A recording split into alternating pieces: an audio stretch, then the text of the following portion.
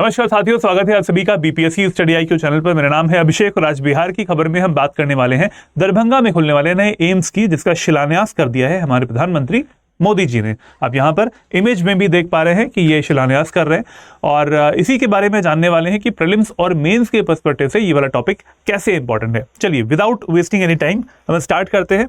और अगर आपने बीपीएससी स्टडी IQ चैनल को सब्सक्राइब नहीं किया है तो जल्दी से कर लीजिए, क्योंकि यहाँ पर सारी अपडेट्स, सारे एग्जाम्स की और सारे सब्जेक्ट्स की जो कि आपके लिए इंपॉर्टेंट है वो यहाँ पे अपडेट्स आपको मिल जाएंगी वीडियोस के रूप में।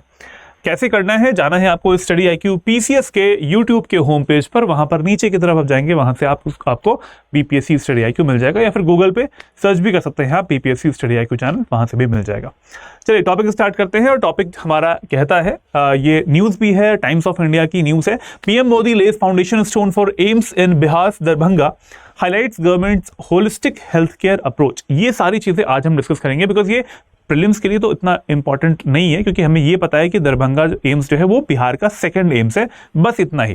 लेकिन मेंस के लिए कैसे इंपॉर्टेंट है ये टॉपिक, ये बहुत ज़रूरी है, हाईलाइट करेंगे और जिसमें हाईलाइट भी किया गया और इसको हम लोग समझेंगे भी।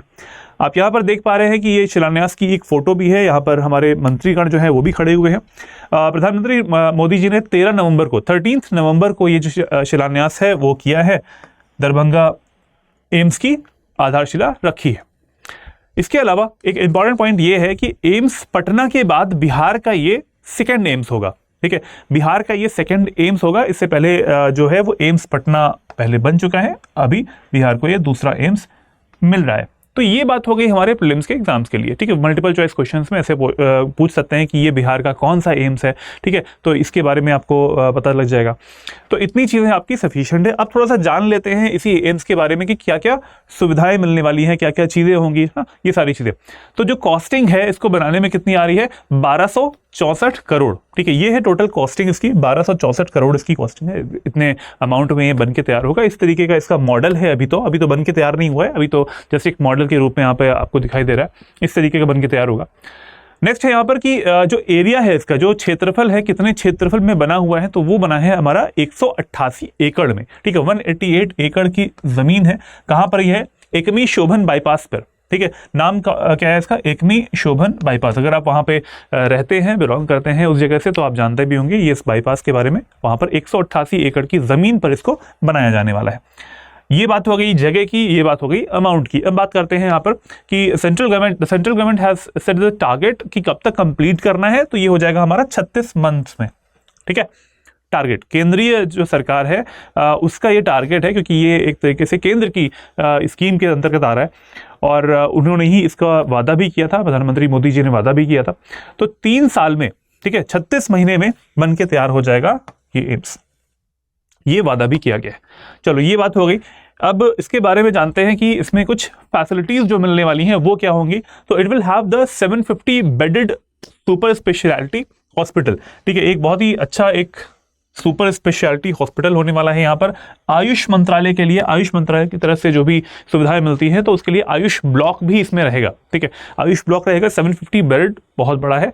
और इसके साथ क्या क्या चीज़ें इसमें हमें सुविधाएं मिलेंगी, वो सारी चीज़ें मैं भी आपको नेक्स्ट बताने वाला हूँ। ठीक है, यहाँ पर फैसिलिटीज़ जो हैं वो यहाँ पर तो एक तरीके से जो कलेक्टिव वे में मैं आपको बता दे रहा हूँ, लेकिन इसके बाद मेंस के लिए कैसे इंपॉर्टेंट है वो पॉइंट में इसके बाद में बताऊंगा। नेक्स्ट है यहाँ पर मेडिकल कॉलेज विद 125 सीट्स। देखो हमेशा आपने देखा होगा कि एम्स है तो वहाँ पर एम्स मेडिकल कॉलेज भी होता है, मतलब वहाँ पे नए जो बच्चे हैं वो एडमिशन भी लेते हैं और मेडिकल की पढ़ाई भी करते हैं। तो 125 सीट्स का 125 सीटों वाला एक मेडिकल कॉलेज भी यहाँ पे रहेगा। 60 सीटों वाला नर्सिंग कॉलेज भी साथ में रहेगा।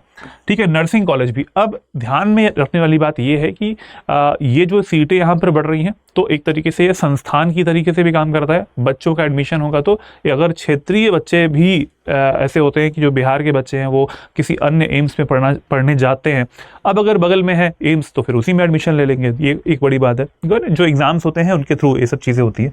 नेक्स्ट है इसमें night shelter for patients and their attendants. कई बार ऐसे भी आपने देखा होगा कि प्रॉब्लम आती है जो किसी भी कोई बीमार व्यक्ति होता है उसके साथ में, रोगी के साथ में आने वाले जो लोग होते हैं वो रुक नहीं पाते हैं, है ना। हॉस्पिटल के बाहर वो टिके रहते हैं। आपने देखा होगा कि कई सारी फोटोज़ आती हैं, इमेजेस आती हैं कि दिल्ली के एम्स के बाहर बहुत भीड़ लगी रहती है, लोग सड़कों पर रुके रहते हैं। तो ये व्यवस्था जो है यहाँ पर बेटर करी गई है। क्या किया गया यहाँ पर, मरीजों और उनके परिवार जो जनक होते हैं उनके लिए एक रात्रि आश्रय के रूप में भी यहाँ पर नाइट स्टे भी यहाँ पर प्रोवाइड किया जाएगा। नेक्स्ट पॉइंट यहाँ पर residential facilities for doctors, students and staff also. ठीक है, वहाँ के जो डॉक्टर्स होते हैं वो भी एक बिल्डिंग बन के तैयार हो जाएगी, डॉक्टर्स के लिए, स्टूडेंट्स के लिए अलग हो जाएगा। और वहाँ पे जो स्टाफ वर्किंग रहता है, हर कोई डॉक्टर नहीं होता, ठीक है, तो जो स्टाफ वर्किंग है वहाँ पर उन सब के लिए भी यहाँ पर स्टे के लिए जगह होगी। तो ये सारी फैसिलिटीज़ यहाँ पर प्रोवाइड होने वाली हैं। अब चलिए बात कर लेते हैं कि इसके फ्यूचर एस्पेक्ट्स क्या होंगे, आसपास के क्षेत्रों में कैसे ये प्रभावित करने वाला है। तो ये देख लेते हैं क्या है। एक तरीके से ये टर्शरी हेल्थ केयर सिस्टम जो है वो बहुत ही ज़्यादा बड़ी मात्रा में सुदृढ़ करने वाला है, टर्शरी हेल्थ केयर सिस्टम। ठीक है, तृतीयक स्वास्थ्य देखभाल जो है वो बुनियादी ढांचे और सेवाओं को मजबूत करने वाला है ये। बहुत सारी गवर्नमेंट स्कीम्स भी हैं जिनका लाभ ले पाएंगे बिहार के भी लोग हैं और बिहार के अलावा आसपास के भी लोग होंगे। देखिए बिहार के लोग कौन कौन से हो जाएंगे, देखिए ये वाला पॉइंट मैंने लिखा है। साथ साथ मिथिला वाला जो क्षेत्र हो गया, ठीक है, मिथिला है, कोसी, तिरहुत जो जगह है, वो पूरा जो एरिया बनता है वहाँ के लोग तो आ ही पाएंगे क्योंकि ये वहीं पे बन रहा है।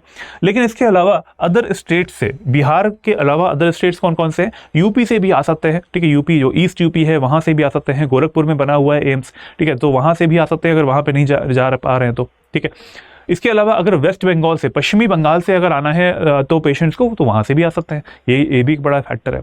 इसके अलावा एक और चीज़ है कि नेपाल से आने वाले जो लोग हैं, ठीक है, बिहार से जुड़ी हुई सीमा नेपाल की भी है, तो नेपाल से आने वाले जो रोगी होते हैं, जो पेशेंट्स होते हैं, वो भी यहाँ पे आ सकते हैं अपना इलाज करवाने के लिए। तो ये बहुत बड़ा एक फैक्टर होगा। मिथिला, कोशी, तिरहुत क्षेत्र के जो मरीज हैं वो यहाँ पे आ सकते हैं और नेपाल के साथ साथ पश्चिमी बंगाल हमारे प्रदेश जो है वहाँ से भी लोग आ सकते हैं। इसके साथ साथ और क्या फैसिलिटी है यहाँ पर, और है रोजगार के अवसर मिल जाएंगे। यहाँ पे फ्यूचर एस्पेक्ट्स की बात कर रहे हैं, बन के तैयार होगा वहाँ पर। जो आसपास के जो क्षेत्र होते हैं वहाँ पे आपने देखा होगा एक हॉस्पिटल होता है, हॉस्पिटल के आसपास बहुत सारे मेडिकल स्टोर्स खुल जाते हैं। ठीक है, तो मेडिकल स्टोर्स खुल जाएंगे, बिजनेस बढ़ जाएगा, आसपास हो सकता है कि होटल्स बन जाएं, वहाँ पर स्टे के लिए हाउसेस बन जाएं। तो ये क्या होता है कि अगर कंस्ट्रक्शन हो रहा है, अगर इंफ्रास्ट्रक्चर बन रहा है, बुनियादी जो ढांचा होता है, कहीं पर अवसंरचनाएं बन रही होती हैं, तो उससे क्या होता है, आसपास का डेवलपमेंट भी होता है, वहाँ की ज़मीन के रेट्स बढ़ जाएंगे। ऑब्वियस सी बात है, आपने देखा भी होगा, अगर आप जानते भी हो, तो जैसे ही डेवलपमेंट स्टार्ट होता है उससे पहले से ही ये अंदाज़ा लग जाता है कि यहाँ पर डेवलपमेंट होगा, वहाँ की ज़मीन के रेट्स बढ़ जाते हैं। तो ये सारी चीज़ें क्या होती हैं, वहाँ पर डेवलपमेंट को करती हैं। ठीक है, इसके साथ साथ एम्प्लॉयमेंट भी मिलेगा वहाँ के लोगों को, जो कर्मचारी होंगे, जो स्टाफ होगा वहाँ पर, अगर वहीं पे लोकल रहता है तो ज़्यादा अच्छा रहता है, लंबे समय तक वो काम भी करते हैं उस जगह पे। ठीक है, तो एम्प्लॉयमेंट की अपॉर्चुनिटीज़ भी बढ़ जाएंगी वहाँ पर।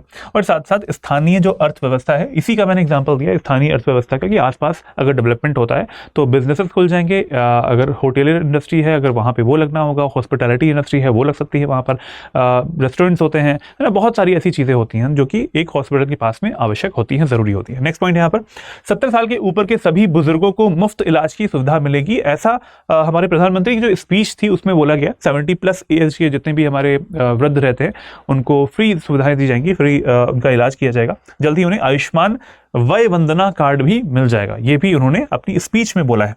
आयुष्मान वय वंदना कार्ड भी उन्हें इस स्कीम के अंतर्गत जो है वो आपको मिलने वाला है, 70+ जो भी हमारे वृद्ध रहते हैं उनको। अब मेंस के लिए ये चीज़ें कैसे इंपॉर्टेंट है, ये सारे मैंने बुलेट पॉइंट्स लिख दिए हैं, इतने सफिशिएंट हैं for your understanding and for writing the mains answer. ठीक है, तो पहला पॉइंट क्या है यहाँ पर, एनहांस्ड मेडिकल सर्विसेज। डेफिनेटली अगर मैंने बताया आपको इससे पहले कि सुपर स्पेशलिटी हॉस्पिटल यहाँ पे खुलने वाला है, तो एनहांस्ड हो जाएंगी medical services, right. Medical services जितनी भी होगी, उन्नत चिकित्सा सुविधाएं होंगी। अगर हार्ट ट्रांसप्लांट करना है, अगर बहुत बड़ी बड़ी जो बीमारियां होती हैं ना, उनके लिए भी वहाँ पर उन्नत चिकित्सा सुविधाएं मिल पाएंगी। ठीक है, अगर ये इन चीज़ों के लिए पहले क्या होता था, बिहार से लोगों को जाना पड़ता था अन्य जगहों पर, दिल्ली एम्स की तरफ आना पड़ता था, या फिर वहीं पे आसपास जो बड़े हॉस्पिटल्स होते हैं वहाँ पर जाते थे। अगर नहीं जा पा रहे हैं तो प्राइवेट हॉस्पिटल्स की तरफ जाना पड़ता था। तो ये सारी चीज़ें जो हैं बहुत ही बेटर होने वाली हैं कुछ समय में, 36 महीने का समय दिया गया है बनने के लिए। नेक्स्ट पॉइंट है किफ़ायती स्वास्थ्य सेवा, क्योंकि ये गवर्नमेंट की तरफ से है तो यहाँ पर भी आपको बताएं कि किफ़ायती स्वास्थ्य सेवा मिल पाती है। अगर आपकी फाइल्स बन जाती हैं, अगर आप वहाँ की पेशेंट प्रॉपर बन जाते हैं, तो फिर एक सुकून की स्थिति हो जाती है पैसे की दृष्टि से, क्योंकि पैसे बहुत लगते हैं प्राइवेट हॉस्पिटल्स में, लेकिन यहाँ पर आपको नहीं लगेंगे, किफ़ायती आपकी स्वास्थ्य सेवाएं हो पाएंगी। नेक्स्ट है यहाँ पर गुणवत्तापूर्ण शिक्षा एवं अनुसंधान, क्योंकि यहाँ पर एम्स में कई सारी जो सीट्स हैं, है ना, वो भी है, स्टूडेंट्स भी यहाँ पर रहेंगे, नर्सिंग की भी कॉलेज जो है वो भी इसमें हो जाएगा।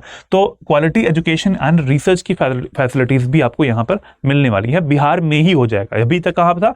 एम्स पटना, पूरे बिहार में सिर्फ एक ही एम्स था, पटना था, लेकिन अब क्या हो जाएगा? सेकंड नंबर पर हमारा यहाँ पे खुल गया। गुणवत्तापूर्ण शिक्षा एवं अनुसंधान हो गया। नेक्स्ट इज एम्प्लॉयमेंट, इसके बारे में मैंने बात करी। एम्प्लॉयमेंट जो है वो स्टाफ के लिए वो तो रहेगा ही रहेगा। अगर डॉक्टर्स होते हैं तो वहाँ पर बिहार के डॉक्टर्स जो है वो कहीं और जाते हैं, किसी अदर स्टेट में जाके अगर वो वहाँ पर अपनी सेवाएं प्रदान कर रहे हैं, बेटर रहेगा कि वो हमारे बिहार के में ही आके वो अपनी सेवाएं प्रदान करें, एम्स में आके। तो ये जॉब क्रिएशन भी होगा। साथ साथ इसके अलावा बहुत सारी चीज़ें होती हैं। प्राइवेट जो प्लेयर्स होते हैं वो भी आसपास के एरिया में आ जाते हैं, हॉस्पिटल के आसपास में। तो ये क्या होता है? टोटल इकोनॉमिक डेवलपमेंट होता है उस क्षेत्र का। नेक्स्ट है boost in local economy, again the same thing, स्थानीय अर्थव्यवस्था में बढ़ावा मिलता है। इसके बारे में मैंने बात कर लिया आपसे।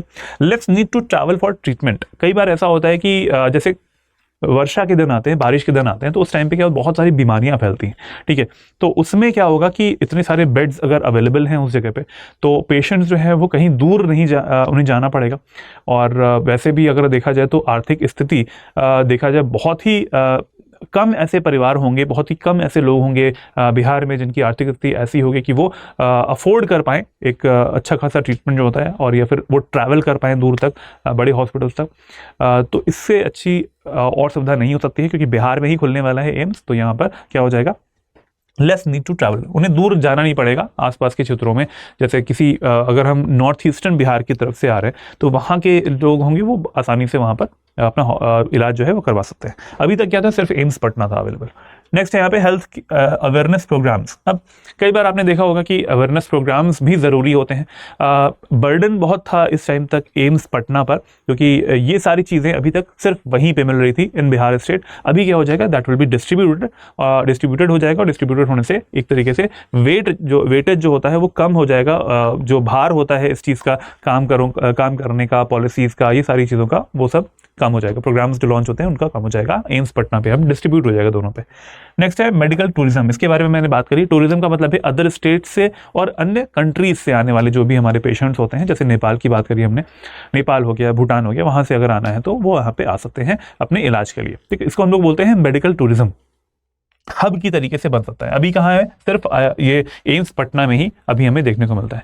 तो ये सारे हमारे मेंस के लिए इंपॉर्टेंट पॉइंट्स हैं। अगर कहीं पर भी डेवलपमेंट होता है अवसंरचना की दृष्टि से, या फिर हम कह सकते हैं इंफ्रास्ट्रक्चर की पर्सपेक्टिव से, तो ये पॉइंट्स आप यहाँ पर मेंशन कर सकते हो मेडिकल फील्ड में, अगर ऐसा कोई एम्स है वो बन रहा है तो, ठीक है। चलो, ऐसे क्वेश्चंस आ सकते हैं। तो हेल्थ केयर के बारे में हमने पूरी बात करी। अब जरा इस क्वेश्चन का आंसर आप सभी लोगों को देना है। करंट अफेयर्स का क्वेश्चन है ये वाला, इससे लिंक्ड क्वेश्चन नहीं है। जरा बताइए, रिसेंट की न्यूज़ है ये वाली, इससे ही जुड़ा हुआ है। निम्नलिखित में से कौन सी ऐसी भारत की शास्त्रीय भाषाओं की श्रेणी में नहीं आती है? इन भाषाओं में ऐसी कौन सी भाषा है जो कि क्लासिकल लैंग्वेजेस के जो श्रेणी होती है, जो सीरीज होती है, उसमें नहीं आती है? असमीज, बंगाली, उड़िया या फिर मैथिली? आपको देना है आंसर कमेंट बॉक्स में। ए, बी, सी या डी ऑप्शन में आपको आंसर देना होगा। इस वीडियो का जो पीडीएफ है आपको मिल जाएगा मेरे टेलीग्राम चैनल पर, learn and grow with Abhishek. ये मेरा टेलीग्राम चैनल है, यहाँ से आप इसको डाउनलोड कर सकते हैं। ये टेलीग्राम चैनल है, इसको सर्च करेंगे टेलीग्राम पे, मिल जाएगा। अगर नहीं सर्च हो पा रहा है तो आप इस क्यूआर कोड को भी स्कैन कर सकते हैं। स्कैन करने के बाद में इस टेलीग्राम चैनल में आप ज्वाइन हो सकते हैं। इसके अलावा है discussion group, discuss and grow with Abhishek. ये भी मेरा डिस्कशन ग्रुप ही है। इसमें बहुत सारे लोग जुड़े हुए हैं जिनसे आप डिस्कस भी कर सकते हैं अपने जो इंपॉर्टेंट टॉपिक्स होते हैं, आपको नहीं समझ में आ रहा है तो वो सारी चीज़ें। इसके अलावा ईमेल आईडी है abhishek.singh@studyIQ.com। यहाँ पे आप मुझे मेल कर सकते हैं। कोई समस्या है, कोई चीज़ पूछनी है, कुछ पढ़ाई में दिक्कत आ रही है, सभी चीज़ के लिए मैं अवेलेबल हूँ। इसके अलावा अगर आप बिल्कुल बेस लेवल से, बिल्कुल स्टार्टिंग से तैयारी करना चाहते हैं स्टेट पीसीएस एग्जामिनेशंस की, बेसिकली बिहार की, तो हमारा फाउंडेशन बैच जो है वो आ चुका है। फाउंडेशन संकल्प बैच 9 में आप एडमिशन ले सकते हैं। और अभी आज जो है 15 नवंबर है, आज तक ही सेल चलने वाली है। एक सेल का नाम है ग्रेट लर्निंग फेस्टिवल सेल, ठीक है। सेल चलेगी 15 नवंबर तक। तो आज में आप इसको अगर लेना है एडमिशन तो ले लीजिए, क्योंकि इसके बाद रेट्स जो हैं वो बढ़ जाएंगे। आपको लगाना होगा AKS लाइव कोड। इस कोड के अंदर आपको मिलेगा मैक्सिमम डिस्काउंट। कोर्स हो जाएगा आपका 9999 में। अच्छा, क्या मिलने वाला है इसमें? मिलने वाला है आपको इसमें लाइव लेक्चर्स तो मिलेंगे साथ में इसमें, और इसमें रिकॉर्डेड फॉर्म में भी लेक्चर्स आपको मिल जाएंगे जो मिलेंगे, और अनलिमिटेड टाइम्स आप इन वीडियोस को देख भी सकते हो। इसके साथ साथ मेंटरशिप भी है, डेली आंसर राइटिंग है for the mains preparation from the beginning. जैसे हमारा कोर्स शुरुआत होती है वैसे ही हम आपको मेंस की प्रैक्टिस करवाना स्टार्ट कर देंगे। टेस्ट सीरीज भी इसमें अवेलेबल है। टेस्ट सीरीज के साथ साथ हमारा जो नोट्स हैं वो भी हम आपको प्रोवाइड करते हैं, हैंड रिटन नोट्स और क्रक्स नोट्स के तौर पर, तो आपको वो बनाने की जरूरत भी नहीं पड़ती। इसके साथ साथ हमारा पूरा सपोर्ट रहेगा और साथ साथ अगर आप मेरा कोड यूज़ करते हैं तो मेरी मेंटरशिप भी आपको अलग से मिल पाएगी। तो इन स्टेट से अगर आप बिलोंग करते हैं तो बहुत अच्छा मौका है। एडमिशन क्लोज हो रहा है 20 नवंबर को, 20 नवंबर को शाम का बैच रहेगा ये 6 PM का, ठीक है, 6 PM का बैच रहेगा। और जिसने भी अभी तक सब्सक्राइब नहीं किया है बीपीएससी चैनल को तो वो सब्सक्राइब कर लीजिएगा, और अगर ये वीडियो पसंद आ रहे हैं तो आप लाइक भी कर सकते हैं। मिलते हैं अगले वीडियो में, तब तक के लिए जय हिंद, जय Bharat, take care everyone, good bye.